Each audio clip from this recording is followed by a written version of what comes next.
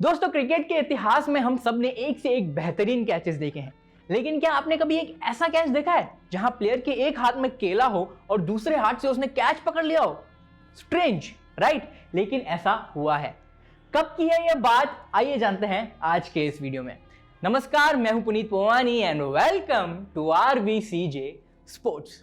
दोस्तों, मैं जिस इंसिडेंट की बात कर रहा हूं वो था न्यूजीलैंड टूर ऑफ पाकिस्तान का, जो हो रहा था 1969 में। उस वक्त बांग्लादेश पाकिस्तान का ही एक हिस्सा था, इसलिए वो मैच हो रहा था आज के बांग्लादेश के ढाका मैदान पर। उस मैच में टॉस जीतकर न्यूजीलैंड के कप्तान ने बैटिंग ली और न्यूजीलैंड कंटिन्यू 2 दिन तक बैटिंग करती रही। लेकिन जब तीसरे दिन पर न्यूजीलैंड की गेंदबाजी आई तो उन्हें सिर्फ पाकिस्तान के खिलाफ नहीं, लेकिन पाकिस्तान के क्राउड के खिलाफ भी खेलना पड़ा।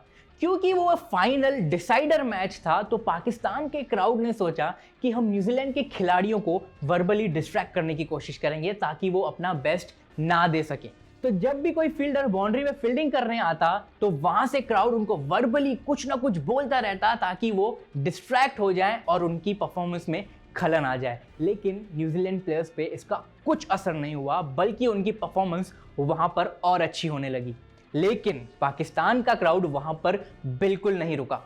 जब वर्बली डिस्ट्रैक्शन उनके ऊपर काम नहीं आया तो पाकिस्तान के क्राउड ने स्टैंड से प्लेयर्स के ऊपर खाली बोतलें, फ्रूट्स वगैरह वगैरह चीजें फेंकना शुरू कर दी। और वहीं पर न्यूजीलैंड के कप्तान ने ऑन फील्ड एम्पायर्स को कहा कि अब ये सिचुएशन आप संभाल लीजिए, वरना हम ये फील्ड छोड़कर तो चले जाएंगे।